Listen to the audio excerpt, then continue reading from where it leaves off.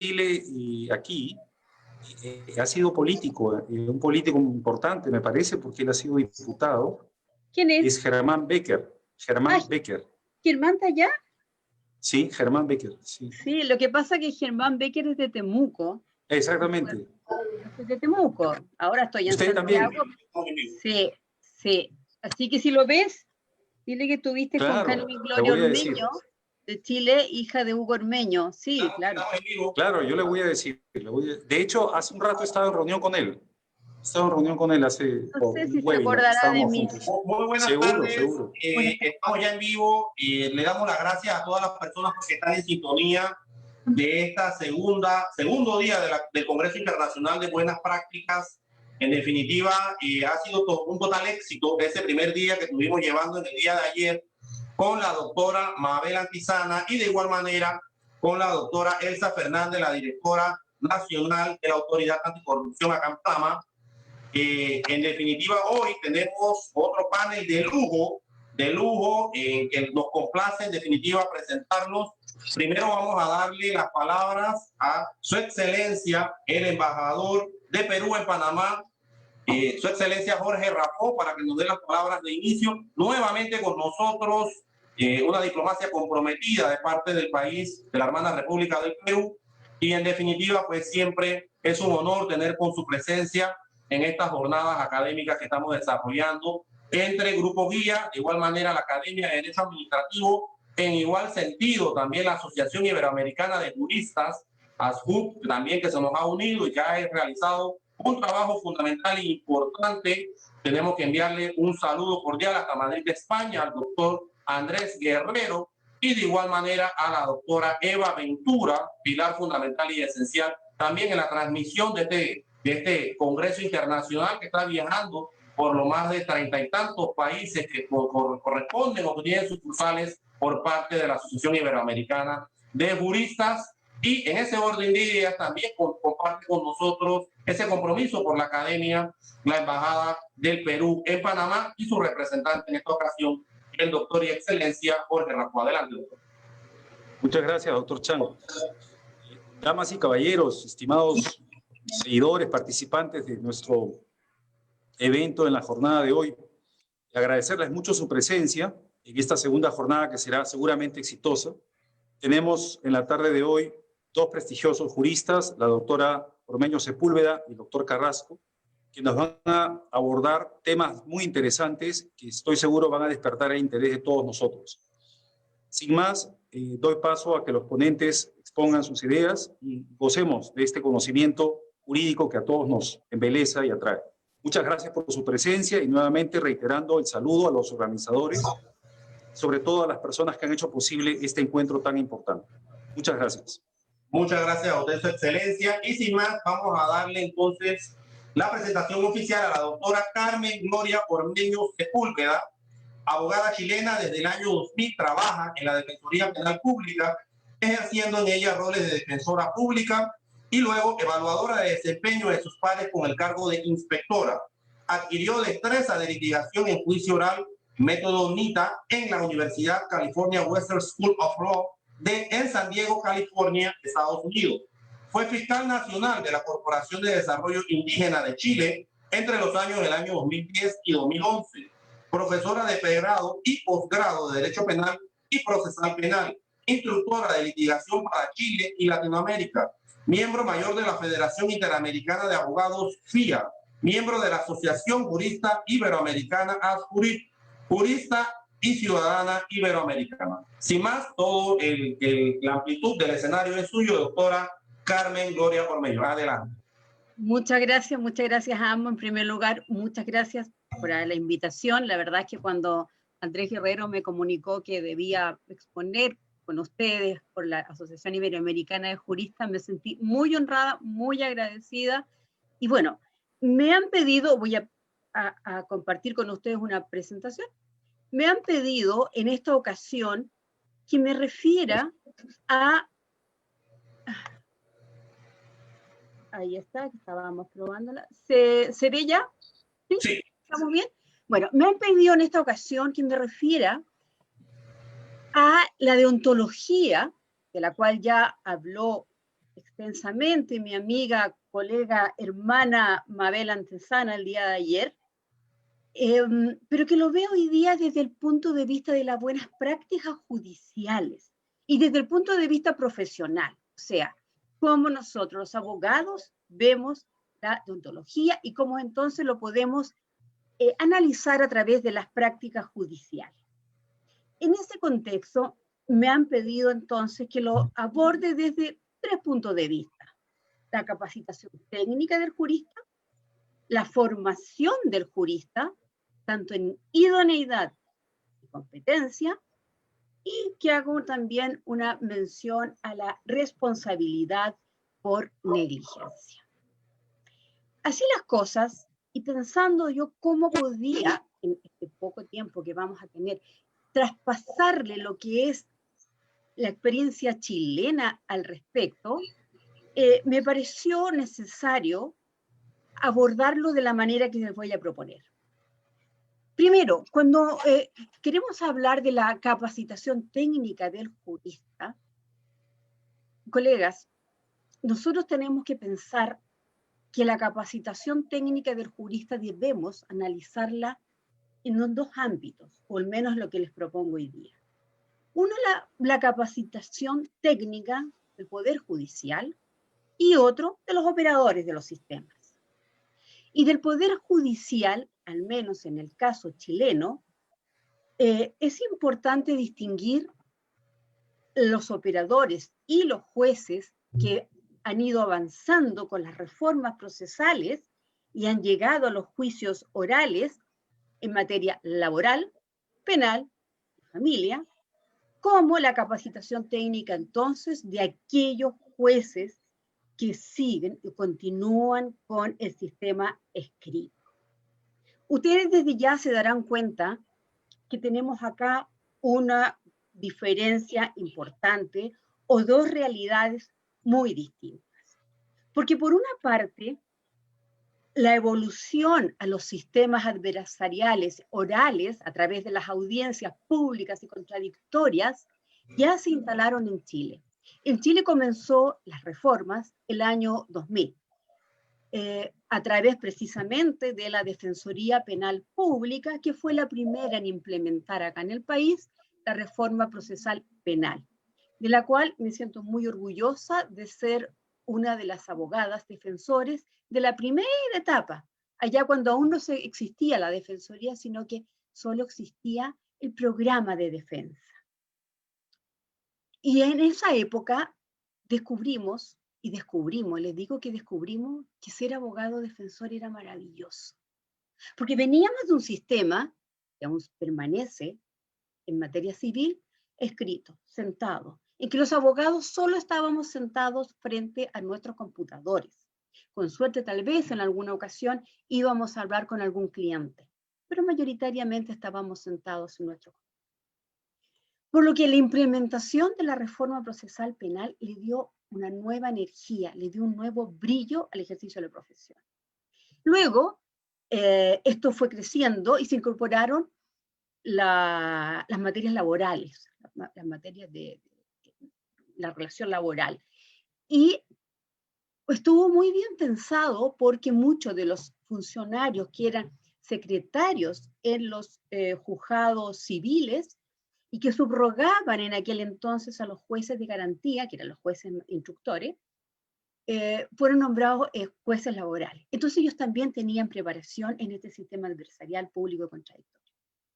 Finalmente también se incorporó las materias de familia, la que ha sido un poquito, siento que ha sido un poquito la hermana un poquito pequeña y que se ha quedado un poco pequeña, porque no ha tenido tal vez la preponderancia que adquirió la reforma procesal penal.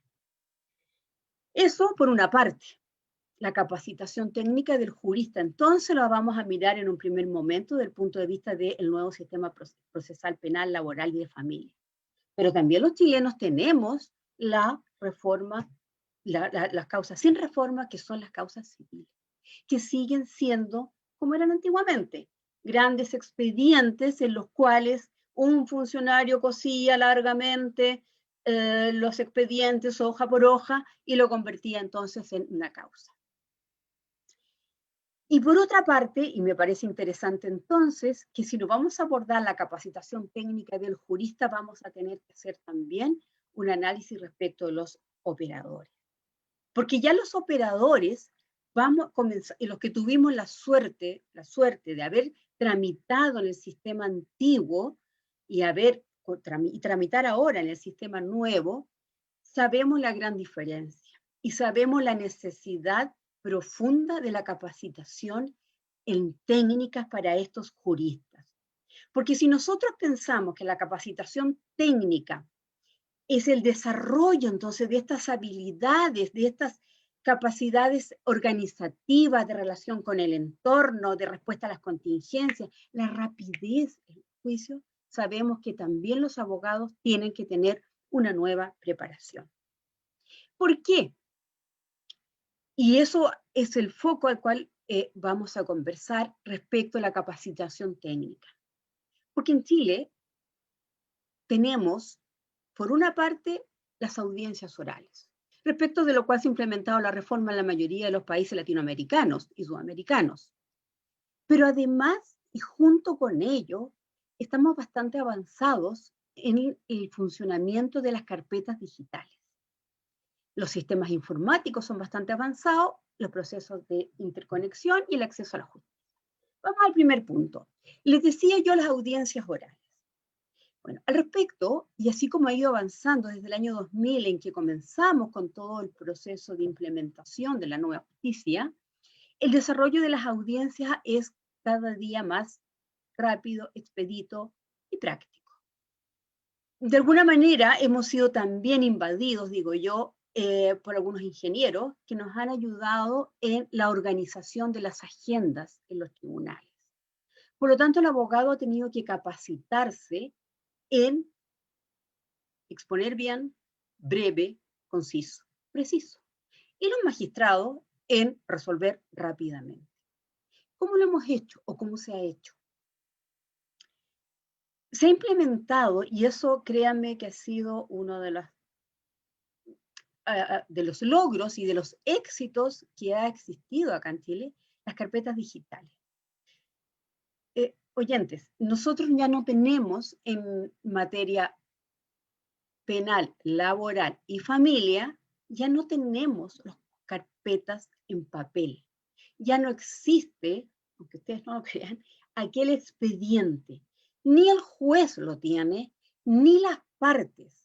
Los abogados presentamos los escritos en estas materias a través del portal del Poder Judicial, que se encuentra en interconexión a nivel país.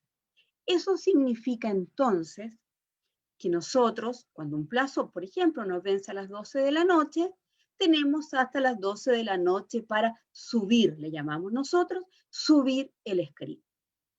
De esa forma queda registrado en este sistema a la hora en que usted lo presenta. El tribunal al día siguiente va a ver todos estos escritos y los resuelve, y los provee, las providencias, haciéndose entonces la notificación, ya sea por el sistema, digamos por la página del Poder Judicial, o incluso usted puede decir, según las normas correspondientes del Código de Rigor, que lo notifiquen por correo electrónico.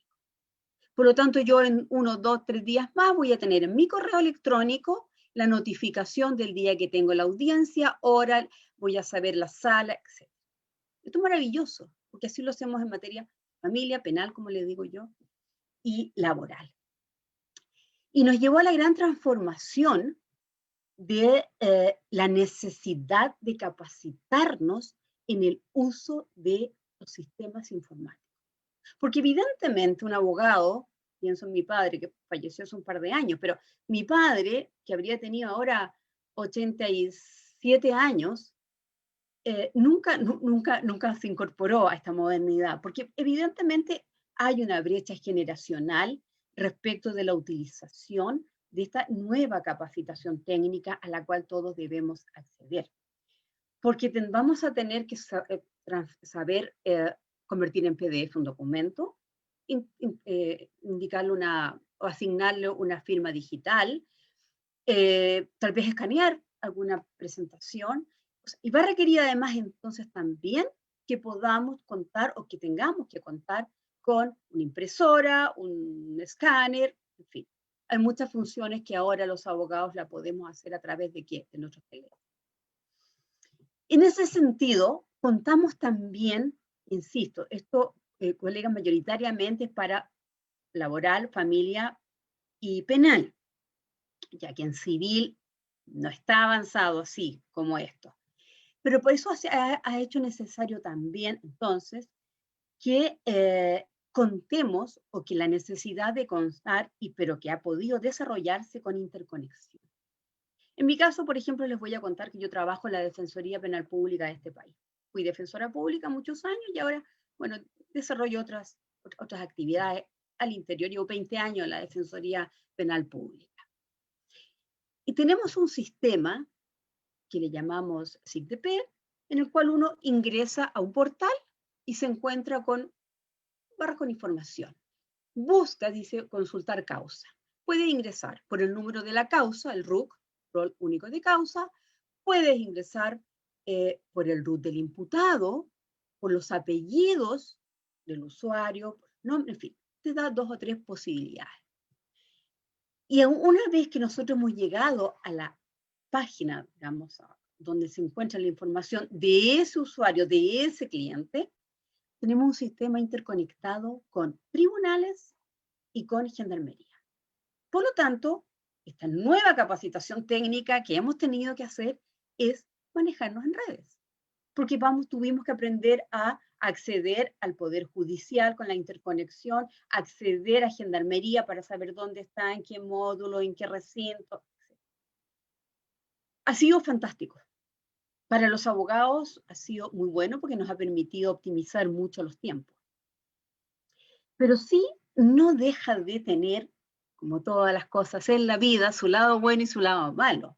Porque el problema es cuando se nos caen los sistemas. Conversábamos un poco antes de comenzar hoy día mi presentación, que rezaba y pido a Dios que no tengamos hoy día problemas, porque yo estoy adscrita a una empresa que se llama PTR, que nos presta el servicio de Internet.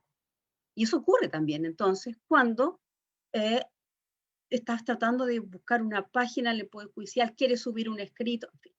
Pero todo eso se ha ido resolviendo con instrucciones, instructivos, que nos ha permitido entonces facilitar el desarrollo oportuno, pertinente, eficaz de la función del abogado. Pero hay un punto el cual, cuando preparaba esta semana esta presentación, me hizo pensar en el acceso. El acceso desde el punto de vista del usuario. Porque evidentemente, con toda esta nueva tecnología, ahora, con ocasión de la pandemia, ha sido de mucha utilidad.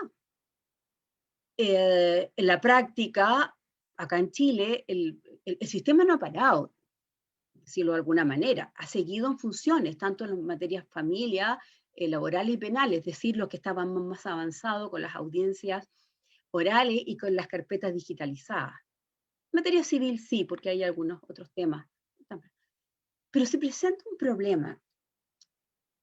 Es posible que los abogados, yo hoy día estoy aquí en mi hogar, no tengo ningún problema, y el abogado tiene cómo comunicarse y cómo contactarse. El tribunal, con mayor razón, el tribunal tiene las herramientas. Pero no hemos dado cuenta que tenemos algunas falencias, y era que no, respecto del acceso de los usuarios. Porque al menos acá en Chile, en el caso, por ejemplo, de la Defensoría Penal Pública, hay muchos usuarios de privación sociocultural. No tienen acceso a Internet, no tienen acceso a un computador.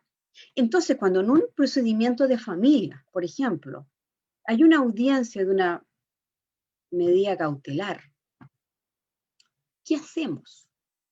Y ese ha sido uno de los puntos que ha causado quizás una reticencia un poco a esta gran tendencia que hay y que viene para quedarse, la utilización de los medios y de los medios a través de Internet o tecnológicos para trabajar. ¿Cómo se ha hecho o cómo lo hemos hecho? En el caso, por ejemplo, les voy a contar de las audiencias de control de detención que se hacen acá en Chile. El defensor, por la pandemia, en el caso, por eso les puse ahí pandemia, el defensor no toma contacto muchas veces con el imputado porque a este se le asigna un lugar en el contexto de la comisaría, digamos, de la instancia policial, del cuartel policial. O si es desde un recinto penitenciario, desde el recinto penitenciario. Entonces tenemos audiencias virtuales, el juez en su casa, el fiscal en su oficina o en su casa, el defensor en su casa y el imputado usuario en el cuartel policial, en la cárcel o en su casa. Y es ahí donde muchas veces no tenemos la facilidad para hacerlo. Yo me imagino que en toda Latinoamérica debe estar ocurriendo lo mismo, y en Sudamérica y yo creo que en muchas partes. Por eso que la capacitación técnica es maravillosa. Nosotros podemos hacer muchas cosas, pero no olvidemos que nosotros estamos para nuestros clientes.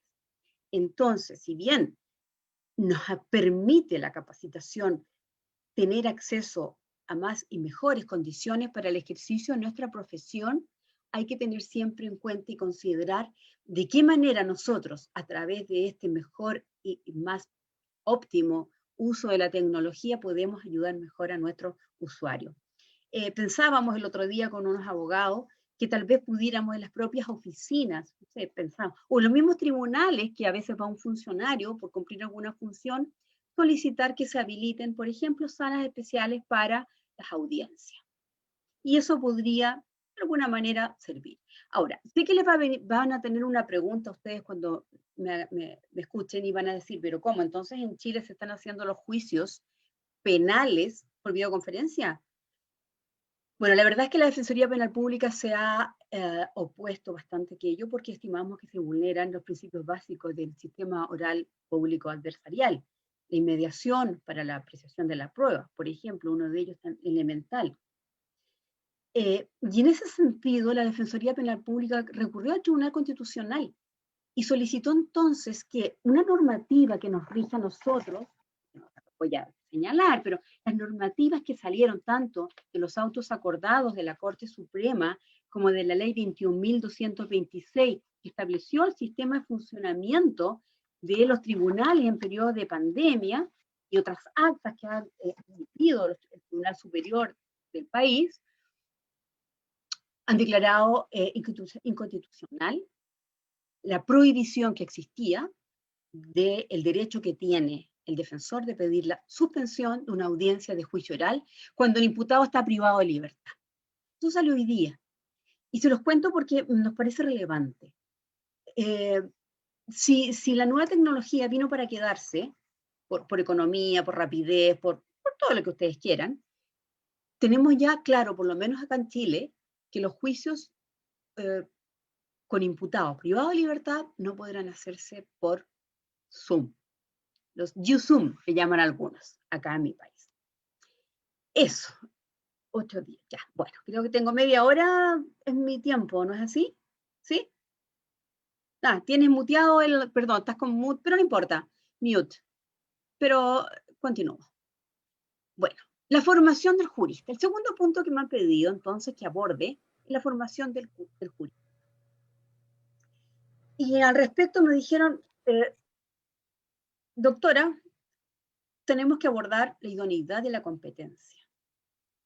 Y claro, si uno dice idoneidad, idóneo. ¿Quién es idóneo? Todo aquel que reúne las condiciones necesarias u óptimas para una función o fin determinado. Podríamos decir entonces que, bueno, por menos del punto de vista acá en Chile, el abogado ya es un licenciado idóneo. ¿Por qué? Les explico. Las universidades chilenas conceden el título de licenciado en Ciencias Jurídicas y Sociales. No conceden el título de abogado. Desconozco la realidad de los otros países. Disculpen, no lo revisé.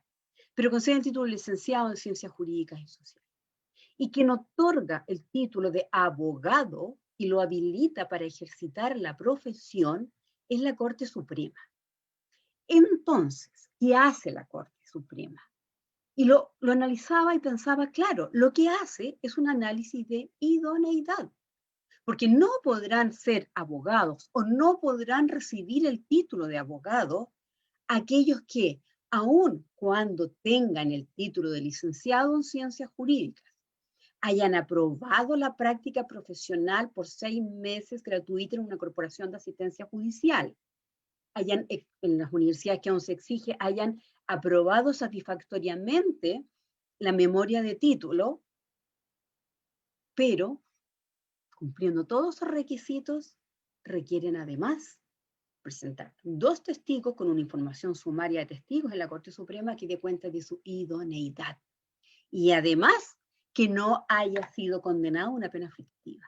Es decir, podemos tener entonces a un licenciado en ciencias jurídicas que pese a cumplir con todos estos requisitos formales, la Corte Suprema estimó su falta de idoneidad y por lo tanto no puede o no va a recibir el título de abogado.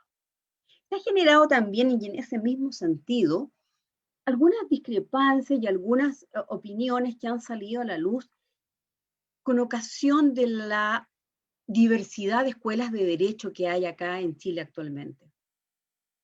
Porque ha dicho la Corte Suprema que hay algunas universidades que si bien otorgan el grado, el título de licenciado en ciencias jurídicas, su preparación profesional no estaría lo suficientemente buena como para ejercer la profesión de abogado. Debate que no se ha concluido nada, pero que sí ha levantado algunas alertas porque de alguna manera la Corte Suprema está poniendo atención a ello. ¿Para qué? Para que los abogados chilenos tengamos todos la misma calidad o la misma condición.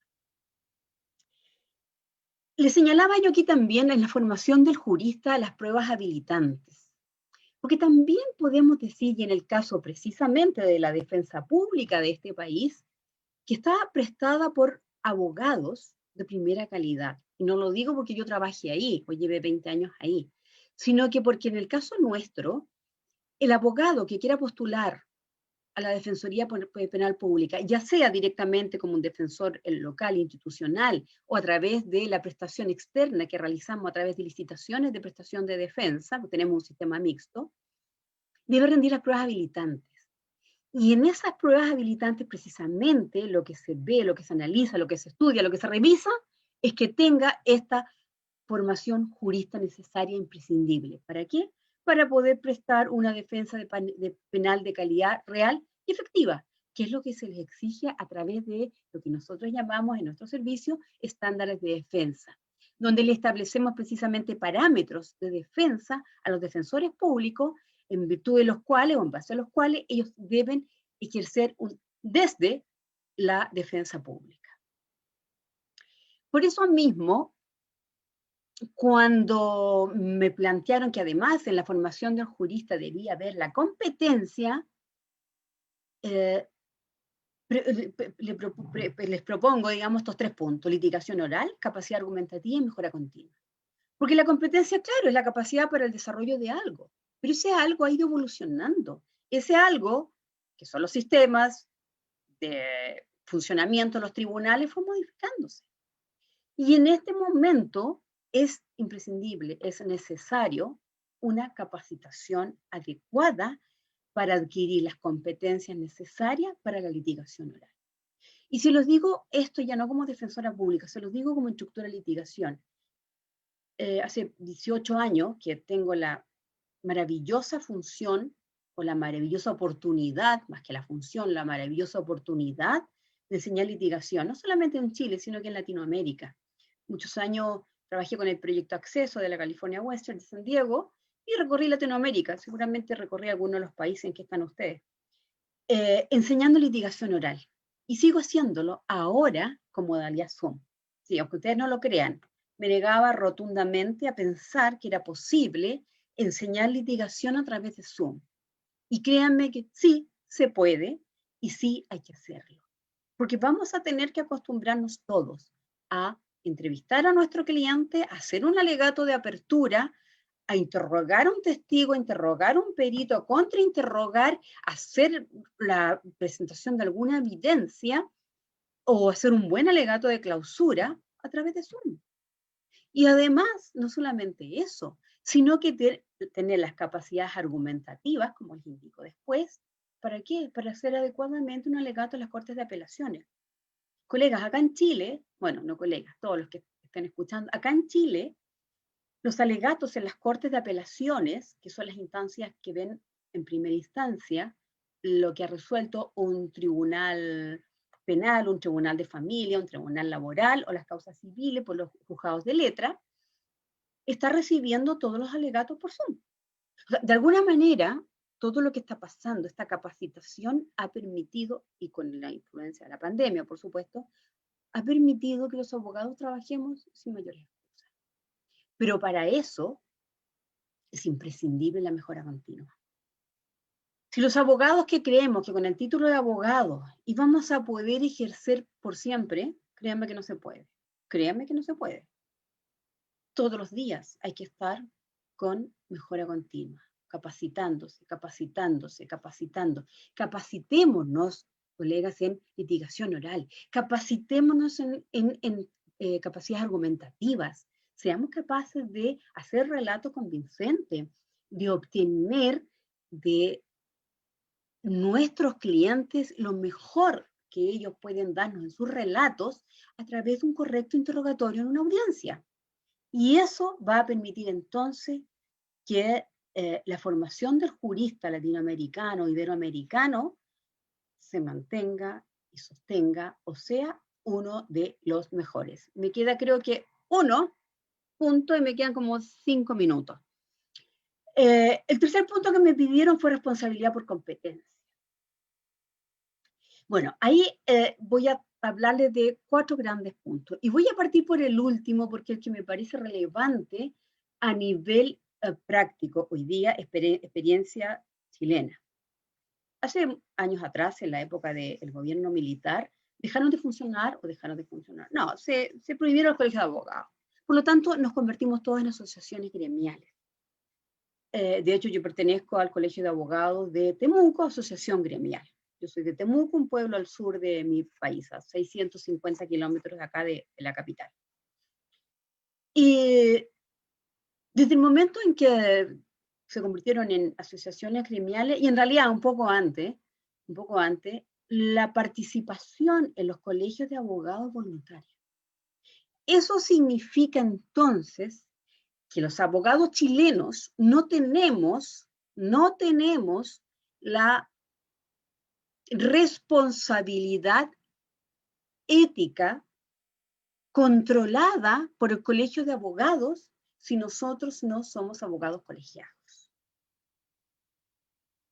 No voy a hacer juicio de valor al respecto, solo les cuento lo que ocurre.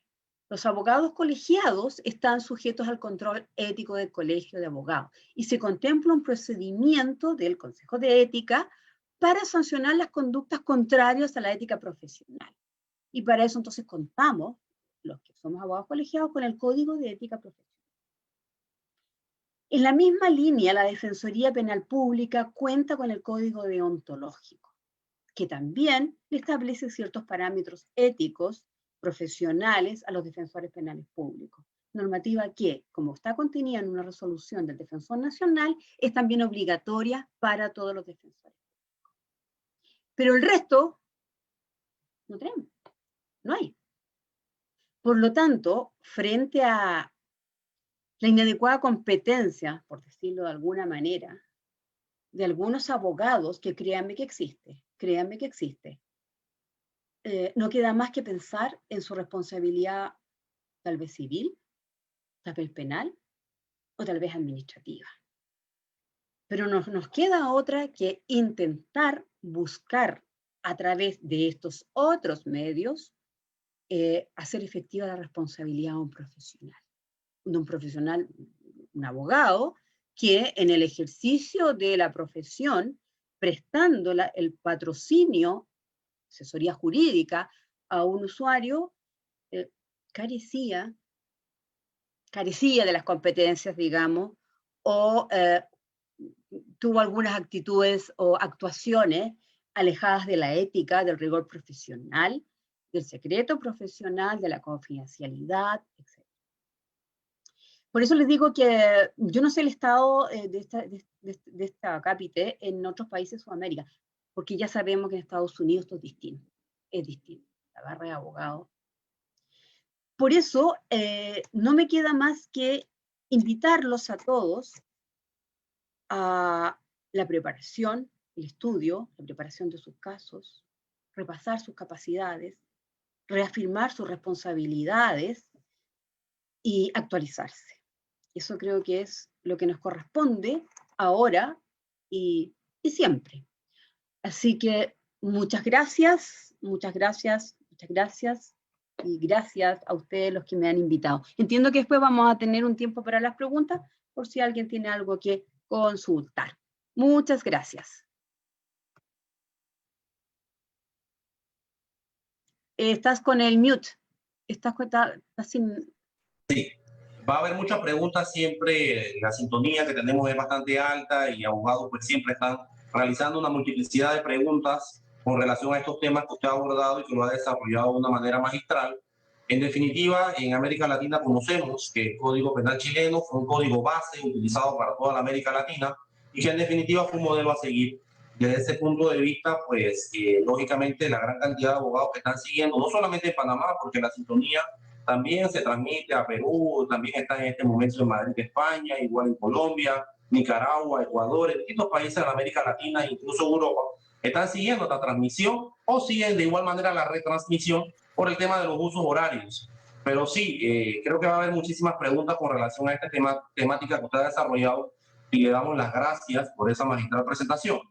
Ahora, a continuación, vamos a presentar a nuestro próximo oponente, el doctor José Antonio Carrasco Álvarez, graduado y licenciado de la licenciatura de Derecho y Ciencias Políticas de la Universidad de Panamá, doctor en Derecho Público de la Universidad de Ciencias Jurídicas, Políticas Sociales y Tecnológicas de Strasbourg, Francia, investigador y asesor para el proyecto de capacitador de capacitadores para el Centro de Estudio y Capacitación Judicial Centroamericano, miembro de la comisión redactora del anteproyecto de ley sobre procedimiento administrativo general, abogado consultor de la Superintendencia de Bancos, magistrado del Tribunal Administrativo de Contrataciones Públicas en los años 2007 al 2010, coautor del Manual de Derecho Administrativo Panameño, en fin, entre otras multiplicidades pues, de logros académicos.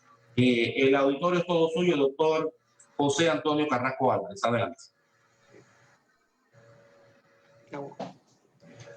Compártela.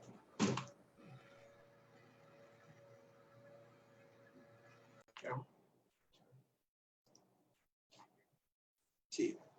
Buenas tardes a todos aquí en Panamá. Son las 6:15 p.m. Un saludo a nuestra colega Carmen Ormeño, al señor embajador de Perú en Panamá, señor Jorge Raffo, y a nuestro organizador de este evento en Panamá, don Jorge Chan, un abogado litigante y también funcionario público. Creo que ahora está en la corte, don Jorge.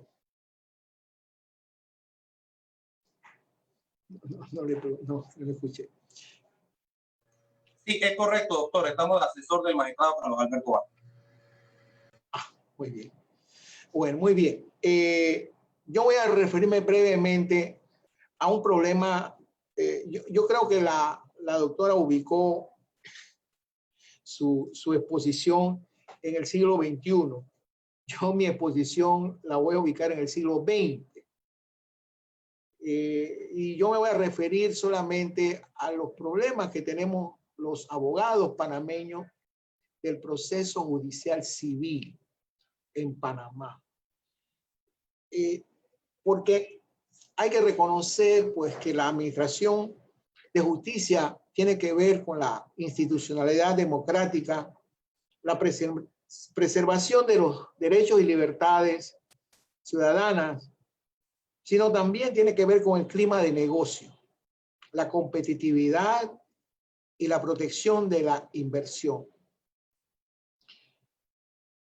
Es por esto que los las empresas y los ciudadanos han encontrado fuera de los tribunales los medios alternos de solución de sus conflictos, como lo que podemos mencionar, la mediación, la conciliación y el arbitraje nacional o internacional como mecanismos pues, que se han adoptado y que han tenido mucho auge en los últimos años. Esto no es casual, pues se debe a la poca valoración que se tiene del desempeño de los tribunales panameños en estas materias, como garante pues de los derechos y patrimonio de las empresas y ciudadanos, pues muchas veces deciden no ir a los procesos por su lentitud y proceder complicado, y yo diría costoso. O sea, ahí hay que hacer un examen de si vale la pena ir a un juicio, dado lo engorroso y lo costoso de que eso involucra. Es un sistema integrado, nuestro organismo, nuestra organización judicial, nuestro sistema digamos, de normas procesales poco eficaces y una organización judicial insuficiente. Panamá es uno de los países que tiene pocos tribunales. En eso ni siquiera nos acercamos a las cuotas promedios que aconsejan los organismos internacionales. Y a eso añadimos un ejercicio muy opaco de la abogacía, pues que han propiciado de confianza una percepción de corrupción y gran insatisfacción en la sociedad. Existen, pues, en el derecho procesal nuestro sistema procesal, principios que han sido copiados de los códigos colombianos, pero esas normas muy poco se cumplen. Los abogados panameños nos hemos acostumbrado a un proceso civil lento, complicado, carente de eficacia, olvidándonos de la justicia pronta y esperada. Con esto les digo pues que un proceso en Panamá dura un término promedio de 5 años. Es cierto, en Panamá se han diseñado algunas jornadas de revisión en procura de mejora en búsqueda de la celeridad y eficacia. En algunas ramas del derecho, por ejemplo, en el sistema penal acusatorio del que hablaba la doctora Carmen. Este proceso en Panamá se rige por la oralidad y una fecha cierta en la finalización del proceso. También podemos mencionar la implementación del expediente electrónico en áreas como los procesos de comercio y familia. Pero en lo que se refiere al proceso civil, que incluye pues, los pleitos comerciales, las reformas han sido tímidas y no han resuelto la mora judicial. Lamentablemente se deben pasar años, meses, días, acumulando papeles y más papeles. Y yo puedo decir hoy día, en el 2020, que los procesos en Panamá son más lentos que antes, que cuando yo empecé a litigar por allá por el año 1975. Esto se debe a dos cosas fundamentales. El abogado panameño tiene el control del proceso civil. A pesar, pues, de normas que exigen un comportamiento ético a las partes, y sí, concretamente a los abogados y a los jueces y magistrados, dichas normas que están orientadas a garantizar el desenvolvimiento del proceso judicial, el principio de igualdad, legalidad, lealtad procesal y principio de economía procesal, esas normas deben estar aplicadas en todos los procesos. Pero ello no es así. Por ejemplo, hay una norma del Código Procesal Civil panameño que habla de que las partes deben comportarse con lealtad, probidad, y el juez deberá rechazar cualquier solicitud o acto que implique manifiesta dilación ineficaz en el litigio, o cuando se convenza que cualquiera de las partes o ambas se sirva de proceso para realizar un acto simulado o perseguir un fin prohibido por la ley.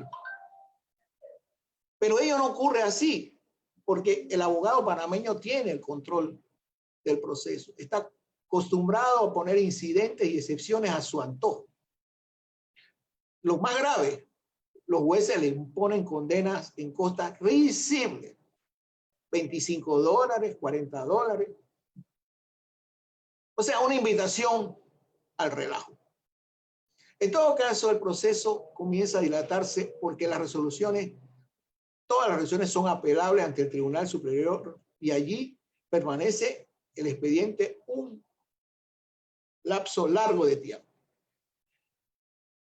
Es decir, existe un uso excesivo de prácticas migratorias sin que los jueces puedan o se atrevan a poner límites a ello, y a un excesivo y descontrolado uso de los recursos, lo que a nuestro criterio se traduce en una práctica más de juega vivo que enerva la tutela efectiva que debe garantizar la administración de justicia.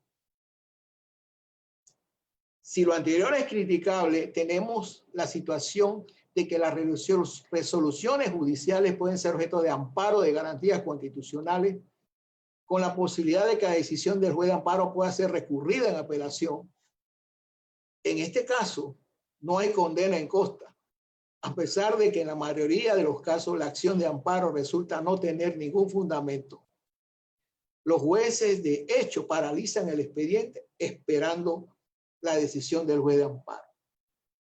También existe la posibilidad que el abogado interponga una acción o advertencia de inconstitucionalidad contra normas que él estima serían aplicables y que considera inconstitucionales, sin que los jueces y magistrados apliquen criterios oportunos. Este cúmulo de posibilidades de incidentes, recursos y acciones, el abogado litigante tiene en sus manos el avance o el retraso del expediente. Y por ello nos preguntamos si es saludable mantener este sistema que incentiva el abuso del derecho de defensa, convirtiendo el proceso civil en un cúmulo de atrasos que dan como resultado un litigio, como dije antes, de 4 a 5 años. Y eso sí, no va a casación, como lo diremos más adelante. El juez civil debe asumir su rol de dirigir el proceso, que ese sería el anverso de la moneda. A pesar pues que hay disposiciones claras en el Código Judicial que empoderan al juez de conducir el proceso, nos enfrentamos al hecho que muy poco hace el juez para lograr que se cumpla el propósito de una solución pronta del litigio.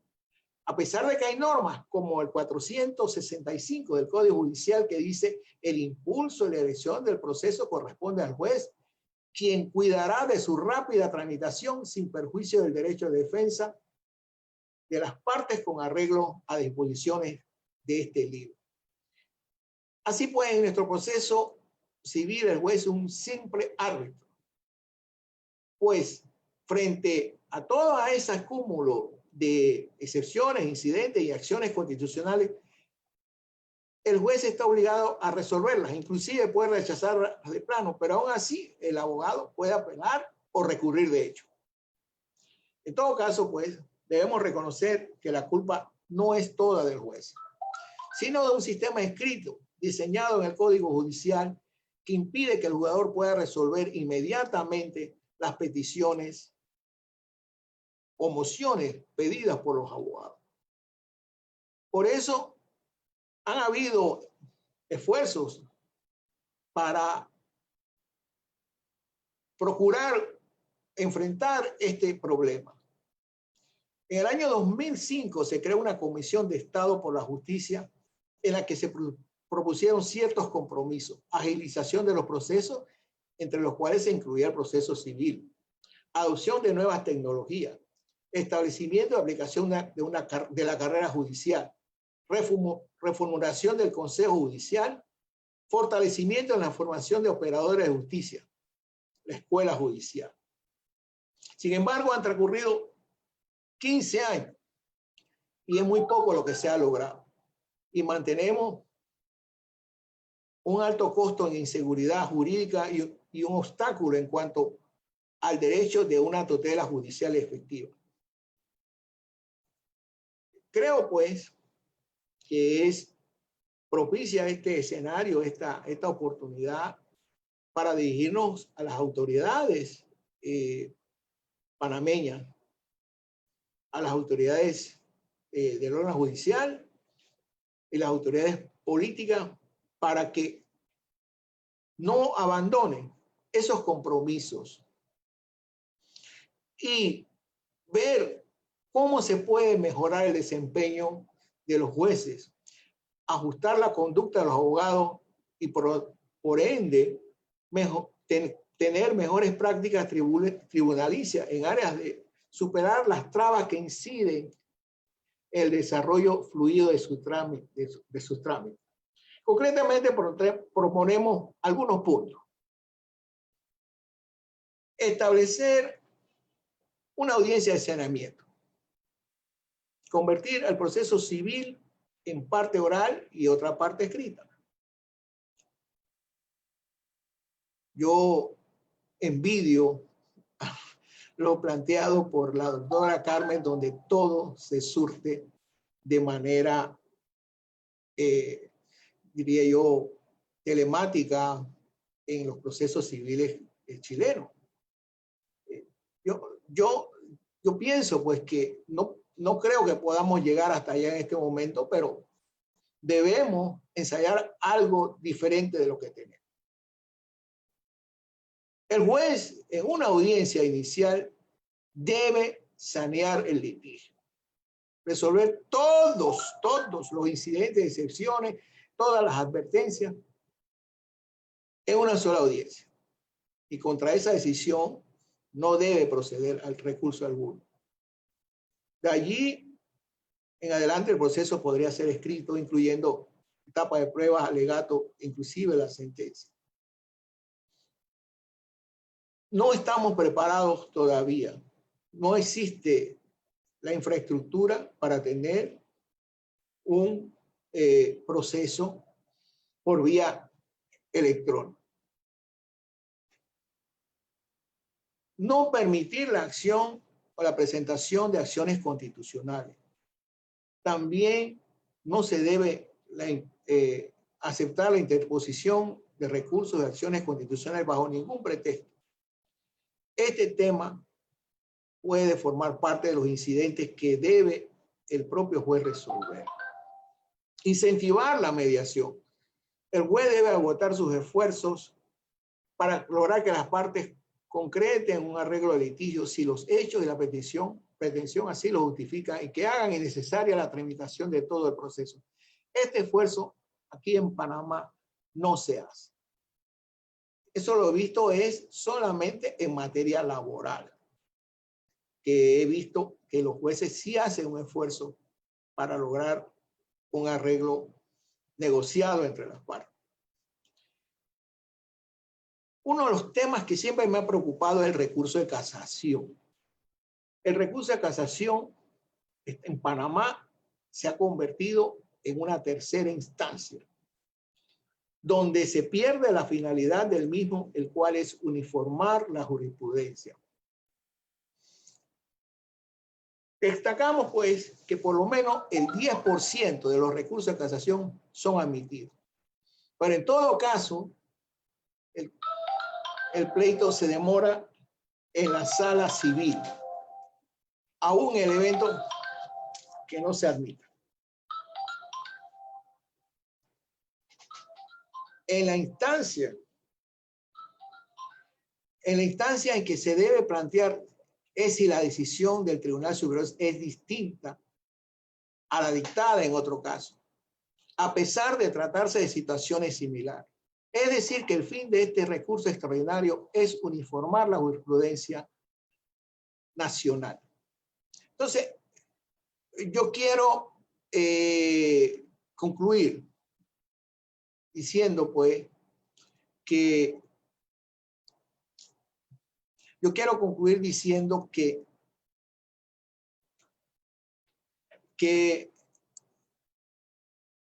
nuestro país necesita urgentemente atender estos reclamos de una justicia pronta y esperada. Nosotros pensamos, pues, que el esfuerzo que están haciendo algunos países debe ser homologado, copiado por nosotros, porque creo que hemos logrado algunos avances en algunas áreas de la administración de justicia. Así que yo quisiera, pues, concluir que la importancia, pues, de que la administración de justicia evidencia nuestra situación del atraso que tenemos en materia de administración de justicia civil. Creo que ya es tiempo, porque los esfuerzos se han hecho en materia laboral, en materia comercial, en materia de trabajo, en materia de familia, en materia penal. Y hoy día, pues, el esfuerzo debe ser orientado a la materia civil. Yo creo que ojalá nuestros magistrados, nuestras autoridades, pues, hagan lo propio, y quiera concluir y agradeciendo a los organizadores de este evento por la oportunidad invaluable que implica conversar sobre estos temas que son caros y que son importantes para la sociedad, para el desarrollo de las instituciones políticas y también para el desarrollo comercial y económico de los países. Muchas gracias. Muchas gracias al doctor José Antonio Carrasco Álvarez con ese análisis crítico, sobre todo desde el punto de vista de la jurisdicción civil. Es importante saber, como dice un filósofo alemán, Immanuel Kant, conocido como el zorro de Königsberg, todos somos iguales ante el deber moral. Y esa igualdad ante el deber moral forma parte precisamente de estos conceptos deontológicos que hemos estado abordando desde el día de ayer y que estamos desarrollando precisamente en el día de hoy. En ese sentido, doctora Carmen, precisamente y específicamente con relación al tema del Código de Procedimiento Penal chileno, de las nuevas adecuaciones que hizo Chile y que han sido un marco referencial para la América Latina, es precisamente el tema de la capacitación continua, el desarrollo y la formación del talento jurídico, pero aquí queremos atarlo o complementarlo, o hacer un attachment con relación específica al tema de la ética. ¿Y por qué? Porque resulta, y es importante verificar, que esa defensa efectiva, a la cual se menciona muchísimo desde el punto de vista convencional, que es importante y esencial, también forma parte desde un punto transversal o eje transversal también con relación al tema de la capacitación. Y cuando el abogado o el jurista no se capacita de forma continua, lógicamente, como dice Couture, cada día es menos abogado. Entonces, en esa conexión y en ese hilo conductor, en definitiva, es importante que el abogado entienda de la capacitación, pero que esté atado también con ese componente teológico y ético, porque puede resultar también que un profesional con idoneidad, con competencia, pero no actualizado, asuma causas y en definitiva pueda traer algunas dificultades, sobre todo para sus representados, al no tener las suficientes técnicas o las nuevas técnicas y habilidades o las nuevas destrezas para desarrollarlo. Con relación a esto, específicamente, el tema deontológico, desde el punto de vista de las capacitaciones continuas y la formación y el perfeccionamiento académico, quisiera que nos ahondara un poco más, doctora Carmen. Gracias, Jorge. Mira, lo que tú has planteado, estoy haciendo eco, parece. No, ahí está. Lo que tú has planteado toca un tema muy complejo, muy complejo, porque tenemos un gran paraguas en el cual están inmersos la defensa pública. La defensa pública en Chile está regulada no solamente por capacitaciones continuas para nuestros abogados defensores, sino que también normas éticas, controles, etc. Hay mucho control. De hecho, yo soy inspectora de la Defensoría Penal Pública, por eso te explico, los evaluamos siempre, auditorías, en fin. Entonces, al menos desde el punto de vista de la defensa pública, existe un control. Las corporaciones de asistencia judicial, donde van aquellos alumnos que quieren optar a ser abogados una vez que han egresado de la universidad, también tienen un control bastante bueno. Y a un alumno que pugna con alguna norma ética, podría eventualmente no obtener la aprobación de su práctica. Pero el problema evidentemente se nos presenta, Jorge, con todos aquellos abogados de ejercicio libre que no tienen ética suficiente. Y te voy a decir una cosa mayor. Fíjate que nosotros en materia penal, por ejemplo, se nos presenta el problema de los abogados que a veces están afuera de los tribunales ofreciéndose a la familia para las audiencias de control de detención. Entonces la gente ofrece y dice, no, mire, ¿por qué viene su hijo? Está una mamá llorando, por ejemplo. ¿Por qué viene su hijo? No, yo lo saco al tiro. No se preocupe, págueme, sí, $500 y sale. Y ocurre que muchas veces la familia, con un gran esfuerzo, reúne el dinero, pagan a un abogado de la calle, como le llaman, un abogado particular, y las causas las dejan botadas. Claro, se decreta el abandono a la defensa y tiene que tomarle la Defensoría Penal Pública, con una evidente irresponsabilidad y un evidente daño para la defensa de esa persona.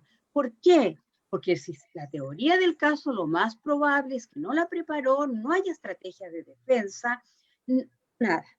Más aún te voy a comentar, Jorge, porque conoce el proceso chileno, lo dejan votado en instancia de audiencia y preparación de juicio oral, con investigación cerrada. Y evidentemente lo que tú dices es un problema que tenemos que buscar alguna solución. Porque ¿qué haces? ¿Sales a perseguir? Muchas veces ni siquiera la familia sabe el nombre del abogado. Miren, no, que un señor me ofreció. O adentro, cuando la gente está privada de libertad, le recomienda, mira, ahí está abogado.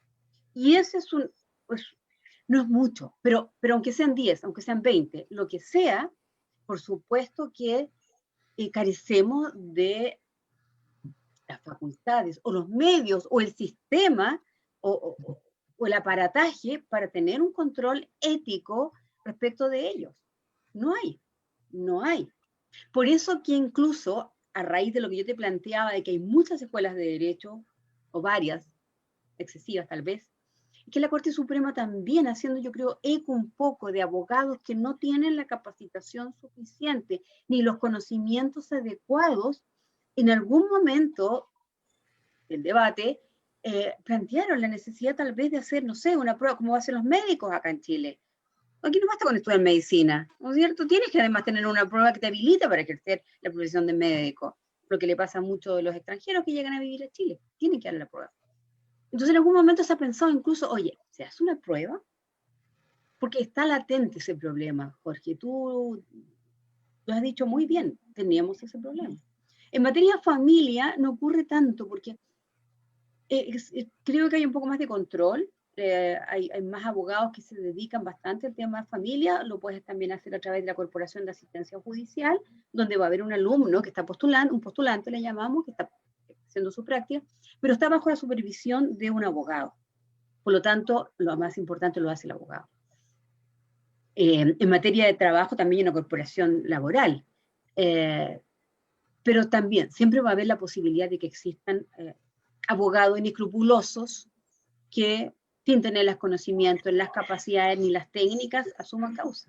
Es muy difícil, es muy difícil. El ejercicio legal de la profesión incluso, ahí podríamos llegar a un extremo. Bueno, ese es otro tema, pero que también se puede dar.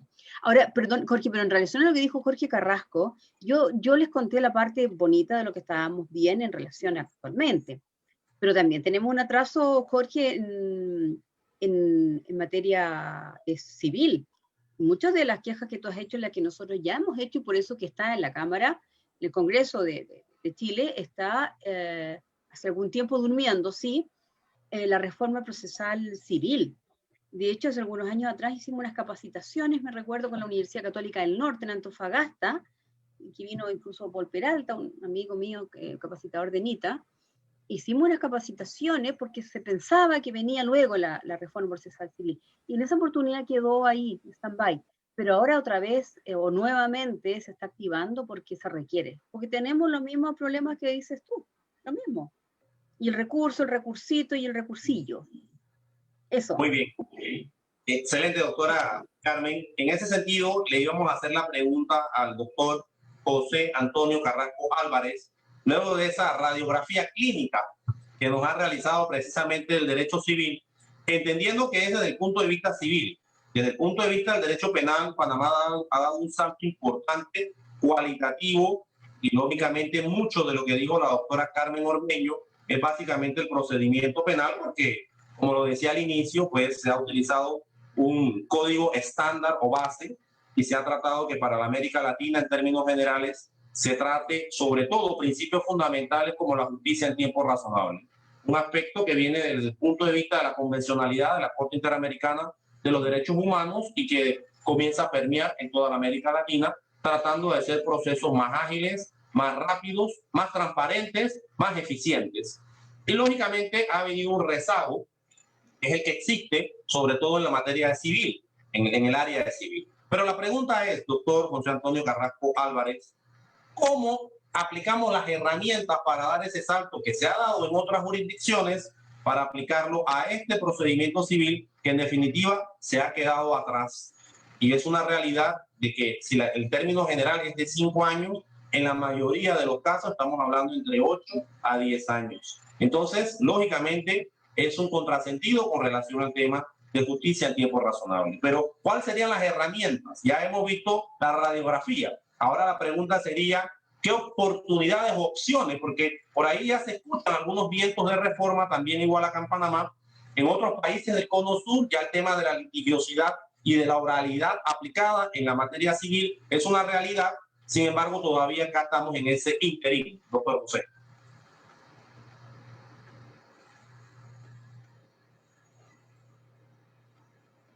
Sí, muchas gracias y un saludo a la doctora Carmen, porque no sabía que en Chile también tenían las mismas vicisitudes que tenemos acá. El proceso civil en Panamá es una área, me explico, poco atractiva para los abogados. Los abogados, si cobraran por los minutos que le dedican a estos procesos, tendrían que ser, diría yo, me explico, mucho más ricos que ahora. Pero usted habla de salto cuántico.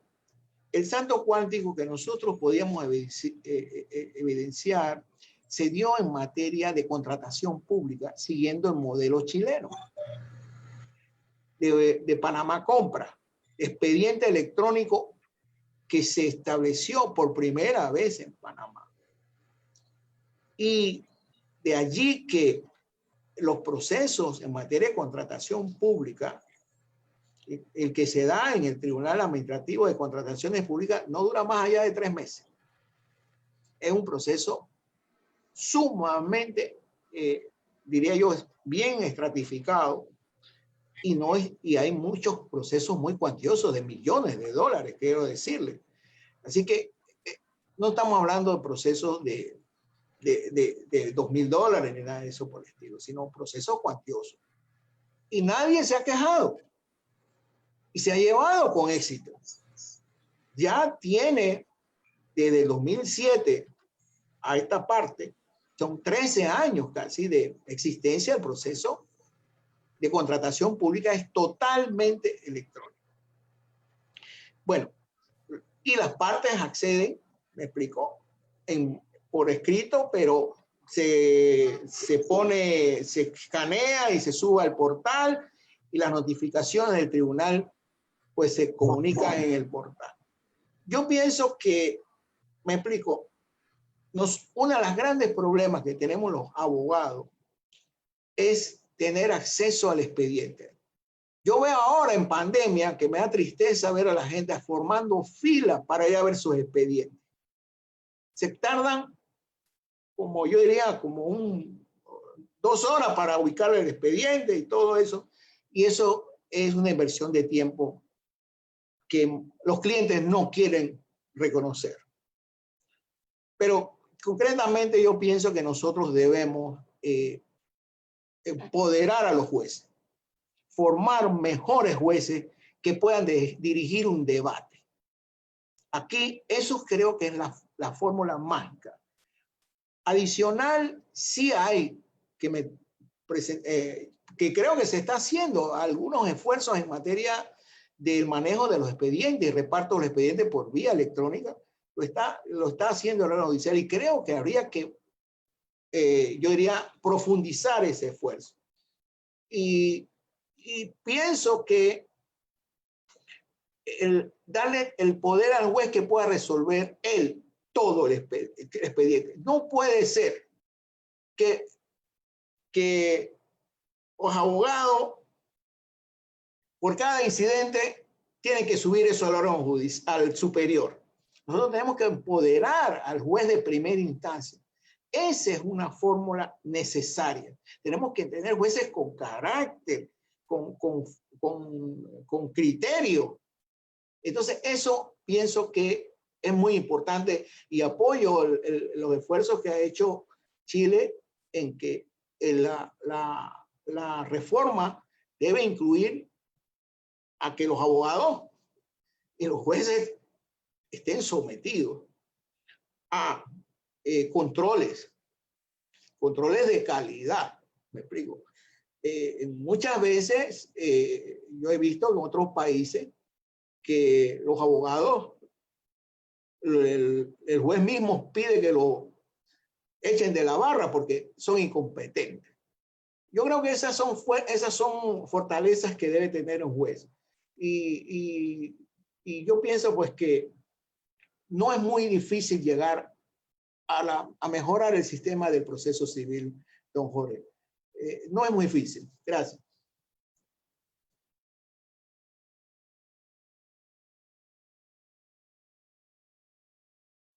No se te escucha, Jorge. Sí, Jorge, lo tenía desconectado. Gracias. En ese sentido, muchas gracias, doctor José Antonio Carrasco Álvarez, por la respuesta. En ese sentido, también nos ha estado preguntando las personas por internet, específicamente el Facebook, a la doctora Carmeño, que nos aclare un poquito más, porque ha quedado algunas dudas con relación al tema, sobre todo ético, desde el punto de vista del Colegio de Chile.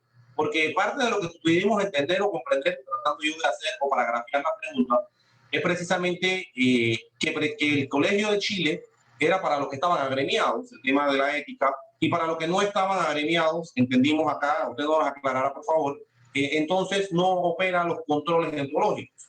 En Panamá tenemos, solamente para mantener el contexto también acá en Panamá, independientemente si el abogado está agremiado o no al colegio, sí hay un control desde el punto de vista deontológico y lógicamente el Tribunal de Honor, que es el que realiza la investigación, entonces puede realizar un procedimiento independientemente si el abogado esté inscrito o no en el colegio. Entonces, con relación a ese punto, quisiéramos ver la experiencia o la realidad chilena desde este punto de vista que nos parece muy interesante, y quisiera también atarla específicamente esta pregunta con otra que va en conexión del el Jus Zoom. Las audiencias Zoom, según lo que usted nos informó en el registro 21216, se hizo lo que logramos comprender, precisamente un recurso en donde se estableció la posibilidad de darle al detenido en este momento que se le diera la presencialidad, que lógicamente es parte esencial y fundamental de los principios de inmediación. Es decir, por ejemplo, una persona que esté en este momento en una cárcel X, en un país de América Latina, X, entonces resulta ser que dice, pero yo quiero ver a mi juez, yo quiero que la práctica de la prueba se practique conmigo en inmediación, yo quiero tener mi abogado al lado y poder consultarle ese derecho de defensa universal que está en todas las constituciones del mundo. Yo quiero poder conversar con él, poder tener la posibilidad de mirar a los ojos a la persona o a los testigos que van a pasar frente a mí. Entonces, ese tema también, en un par de minutos, doctora, porque ya estamos casi un poquito overtime, pero sí nos gustaría que nos aclarara, por favor. Dos cosas. Lo que tú has planteado respecto a los abogados que no están colegiados es así de duro. El abogado que no está colegiado en la asociación gremial respectiva, no, ¿dónde lo encuentra? ¿Dónde? Porque además lo que diga el Consejo de Ética, el Tribunal de Ética, el Colegio de Abogados no le es vinculante. Así que así de duro. Así de duro. Por eso que nosotros en la Defensoría tenemos los controles internos para evitar cualquier tipo de desviación en la conducta, digamos, desde el punto de vista deontológico. Ahora, respecto al Yusum, mira, Jorge, precisamente lo que ha sostenido reiteradamente y viene sosteniendo desde el inicio de la implementación del Yusum, lo que ha sostenido la Defensoría Penal Pública es que no es posible. Porque vulnera todos los principios el hecho que un juicio se realice telemáticamente. Y el recurso de aplicabilidad, bueno, esto ha tenido algunas variables. En un primer momento, claro, se acogieron algunas solicitudes de suspensión de audiencia porque no era posible hacerlo, y establecieron entonces los jueces una actividad dividida. Un juez en el tribunal recibiendo la prueba y los otros dos en su casa, en fin. Pero no, la verdad es que el Tribunal Constitucional, te lo voy a mandar, Jorge, después, porque lo tengo acá en mi WhatsApp, te voy a mandar el fallo que salió hoy día. Y se pueden entonces suspender los juicios, sobre todo, y en este caso, cuando el imputado está privado de libertad. Es imposible sostener otra cosa. Hay tantas conversaciones que uno va teniendo en el minuto con su cliente, que te habla, te dice, ya, o sea, hay tantas cosas que ocurren en ese minuto y lo perdemos todo. Así que te voy a enviar. Sí, uno se ríe, doctora Carmeño, porque hemos estado en esas situaciones, precisamente en esos juicios, en esos avatares tan duros de los juicios orales, y en un segundo cambia todo. Pero claro, mira, yo participé en un juicio muy bonito que ustedes lo deben conocer, que es el juicio de los Loncos, el que llegó a la Corte Interamericana de Justicia. Yo representaba a Patricia Troncoso Robles, que era llamada La Chepa.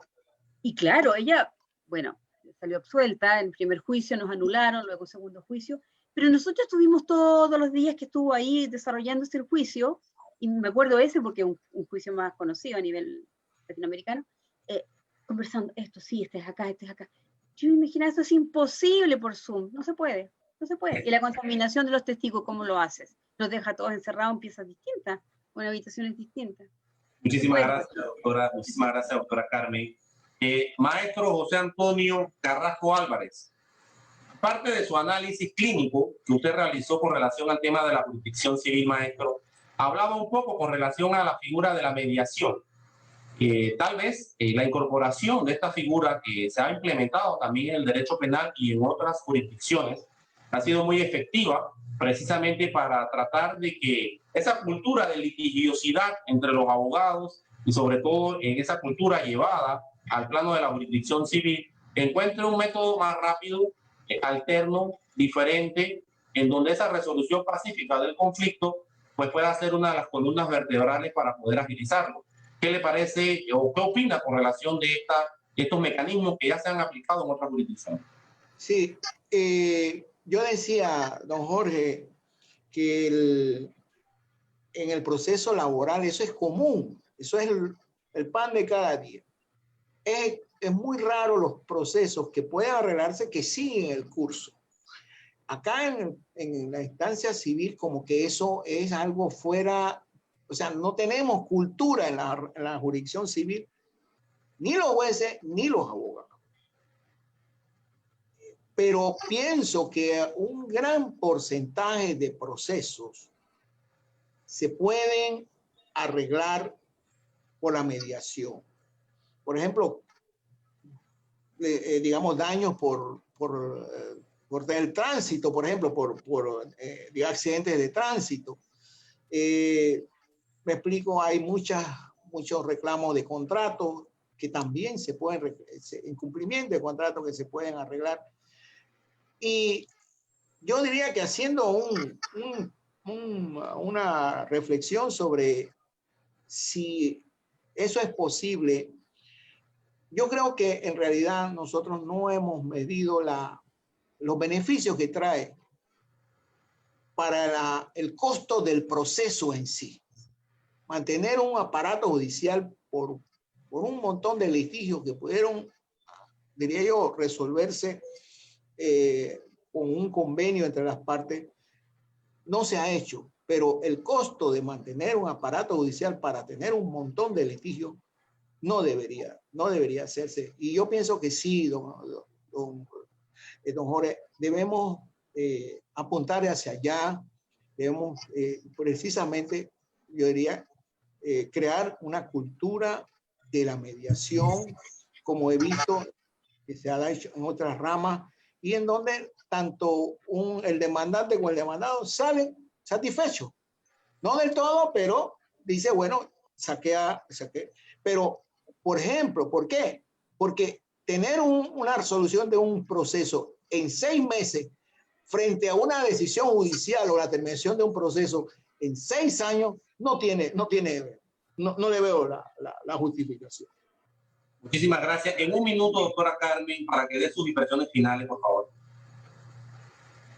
No, solo me basta agradecer, ha sido una invitación maravillosa. La verdad es que todos los que estamos confinados en nuestras casas, participar a través de la tecnología, a mí me parece extraordinario. Cuenten conmigo para lo que necesiten. La verdad es que me gusta mucho todo esto, la abogacía es mi pasión, mi profesión, mi hobby, y solo eso. Gracias José, hablamos el otro día, conversando un poco cómo se venía esto. Gracias Jorge Chang por tu apoyo y por la invitación. Gracias Jorge Rafo, no sé cómo se pronuncia, pero gracias, y la verdad es que lo que necesiten, acá la experiencia nuestra va un poquito más avanzada, y por lo que ustedes me dicen ha servido de guía, así que cuando pase todo esto podría ir a Panamá y algo podremos ahí preparar, alguna... Con las puertas abiertas, en definitiva, acá tiene un amigo. Doctor José Antonio Carrasco Álvarez, en un minuto, por favor, sus impresiones finales. Al igual que la doctora, mi agradecimiento por haberme tomado en cuenta. Ya yo estoy de salida, pero algo puedo decir todavía, ¿no? En cuanto a la doctora, me preguntaba en la conversación que sostuvimos que cómo era Panamá de caliente. Digo, sí, es muy caliente, es un país tropical, pero se sorprendería la doctora que yo creo que este es uno de los países que más toma vino chileno. Eso se sorprendería. Prometo llevar entonces, prometo llevar. Muy bien. Muy agradecido al señor embajador por su paciencia, por estar allí acompañándonos. Gracias por como él dice, como diría yo, una persona pues que le gusta esta actividad. Así que, don Jorge, y a todo el comité organizador, mi agradecimiento, y ojalá mi charla no estaba dirigida al gran público, sino a nosotros, pero bueno, yo que quería aprovechar esta oportunidad, así que pido mis excusas. Totalmente excusado, doctor. En un minuto, su excelencia Jorge Rafo, para que nos dé sus impresiones finales.